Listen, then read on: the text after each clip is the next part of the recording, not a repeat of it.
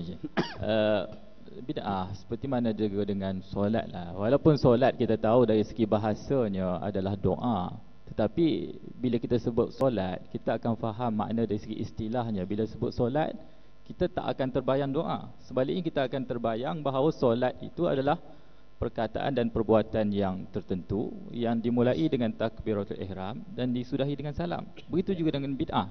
Bila kita sebut bid'ah, seringkali kita akan terbayang makna dari segi istilahnya bahawa ianya adalah sesat. Jadi mengapa tidak kita cuba cari alternatif yang lain, kita guna istilah yang lain untuk mengelakkan timbulnya kekeliruan antara bid'ah. Bila sebut bid'ah, selalu kita terbayang ianya sebagai sesat. Mengapa tidak kita gunakan benda-benda baru yang tidak bercanggah dengan syariat Islam ini? Kenapa kita tidak namakan dengan istilah yang lain, sebagai contoh amal hasanah? Kita boleh buat satu istilah kalau terhadap sesuatu yang memang tidak ada daripada panduan hukum. Jadi katakan saja, mungkin seperti dengan bangunan kita ini, kita sebut apa sebenarnya? Apakah ada dengan bentuk bangunan yang semacam ini? Tidak ada. Jadi kita boleh buat satu kesepakatan untuk kita katakan bangunan yang seperti ini boleh disebut dengan diwan. Tapi dengan masalah yang tadi itu, kenapa kita tidak membuat satu istilah baru? Sebab karena dia memang sudah ada ketentuan namanya daripada agama.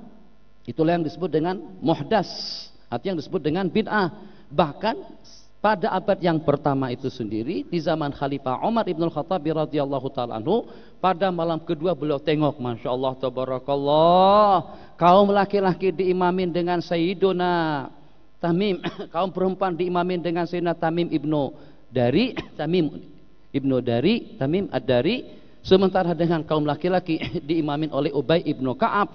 Jadi begitu rapi, teratur, tidak lagi seperti malam-malam yang sebelumnya, 10 di sana, 20 di sini, 30 di sana, terbagi-bagi.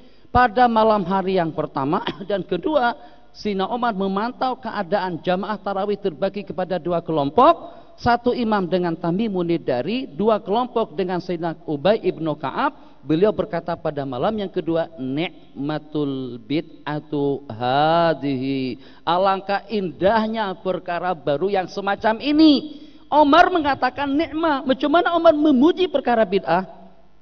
Nah, jadi sebagaimana saya katakan, kenapa kita tidak membuat istilah baru? Bukan kenapa dengan kita, kenapa ulama kita tidak mengistilahkan dengan amal yang elok, suatu inisiatif yang bagus.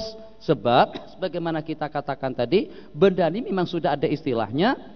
Jadi kalau kita gantikan bid'ah dengan amal hasanah, amal qabih, itu berarti dengan kita melebih-lebihkan sesuatu yang tidak ada. Dan kenapa kita beranjak dan kita tinggalkan istilah hadis, sedangkan itu yang memang digunakan di zaman Rasulullah untuk tidak menyalahpahamkan orang yang tidak paham. Maka dengan ulama tetap saja mengekalkan istilah bid'ah itu dengan bid'ah lugawiyah, dengan bid'ah syariah berarti haram. Kalau dengan bid'ah lugawiyah berarti akan dipantau dengan salah satu daripada sumber hukum yang 5. Ni'matul bid'atu hadhihi, itu perkataan daripada Sayyidina Umar. Dan kalau seandainya mereka katakan kita tidak boleh berinisiatif dengan satu perkara baru yang walaupun elok dari segi agama, apa pula penafsiran mereka dengan hadis Rasulullah yang berbunyi waman sana sunnatan hasanah, itu maknanya umum.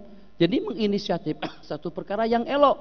Jadi kata ulama, sana sunatan hasanah, lawanannya sana sunatan sayyi'ah. Sunatan sayyi'ah itulah yang kita sebut dengan bid'ah. Jadi saya garis bawahi, kenapa istilah itu tidak dirubah? Sebab istilah itu sudah digunakan sejak zaman Rasulullah sampai kepada abad kita sekarang. Kalau dirubah, itu akan menyalahpahamkan orang yang tidak tahu. Oke, silakan.